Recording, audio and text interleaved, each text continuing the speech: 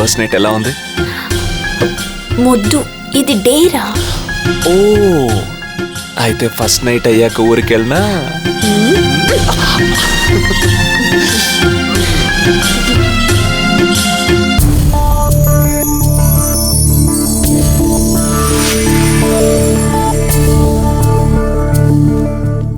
నాన్న రారు. పిలిచారా?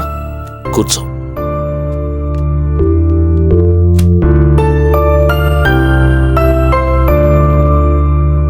అడ్వకేట్ని మీట్ అయి అన్ని విషయాలు మాట్లాడాను. వెంటనే కంపెనీలో అన్ని నిర్ణయాల్ని నువ్వే తీసుకునేలా పవర్ ఆఫ్ అటార్నీ ఏర్పాటు చేయమన్నా. ఏంటి సరేనా?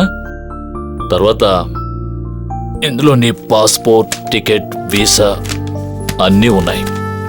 ఈరోజు రాత్రికే ఫ్లైట్. నీ థింగ్స్ అన్ని ప్యాక్ చేసుకుని రెడీగా ఉండు. నీకు అక్కడ కావలసినవన్నీ కూడా మేనేజర్కి చెప్పి ఏర్పాటు చేయమన్నాను. ఇదిగో తీసుకో.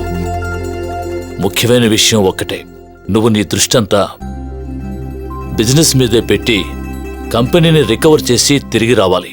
ఓకే సరేనా? సరేనన్నా.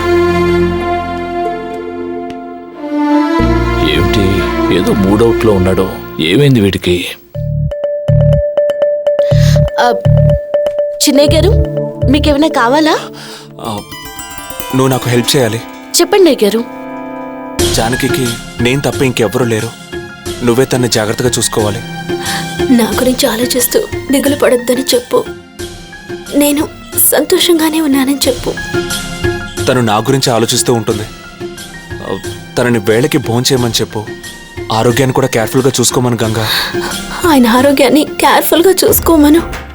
నేను లేననే దిగులుతో సరిగ్గా భోంచేయకుండా నిద్రపోకుండా ఉంటారు. నేను లేననే దిగులతో సరిగ్గా నిద్రపోకుండా భోంచేయకుండా ఉంటుంది. నువ్వైనా చెప్పు. వెళ్ళిన పని జాగ్రత్తగా చూసుకుని అంతా పూర్తి చేసుకుని త్వరగా రమ్మని చెప్పు. నేనెక్కడున్నా నా మనసు తన దగ్గరే ఉంటుందని చెప్పు. ఎప్పుడైనా టైం దొరికితే ఒక్క ఫోన్ చేయమని చెప్పు. నేను ఏడుస్తున్నట్టు ఆయనకి చెప్పొద్దు. వెళ్ళిన పని సక్సెస్ఫుల్గా పూర్తి చేసి ఎంత త్వరగా వీలవుతుందో అంత త్వరగా వచ్చేస్తానని చెప్పు. నేను ఎప్పుడు ఆయన గురించి ఆలోచిస్తానని చెప్పు.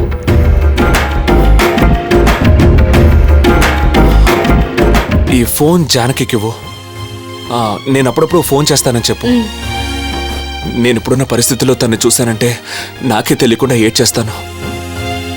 అనవసరంగా అందరికీ సందేహం వస్తుంది. నేను వెళ్ళేటప్పుడు తనని లోపల నుంచి తొంగి చూడమను.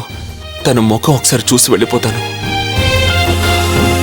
ఇప్పుడు నేనున్న పరిస్థితిలో ఆయన చూశానంటే నాకే తెలియకుండా కౌగిలించుకుని ఏడ్చేస్తాను. దాంతో అనవసరంగా అందరికీ సందేహం వస్తుంది. అందుకని ఆయన వెళ్ళేటప్పుడు నేను ఇక్కడి నుంచి తొంగి చూస్తానని చెప్పు.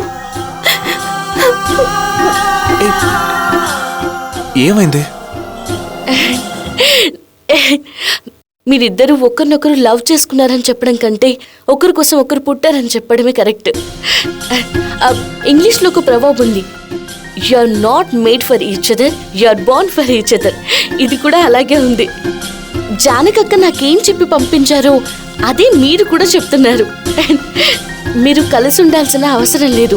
విడివిడిగా వేర్వేరు లోకాల్లో ఉన్నా కూడా మీ ఇద్దరి మనసులో ఒకటే.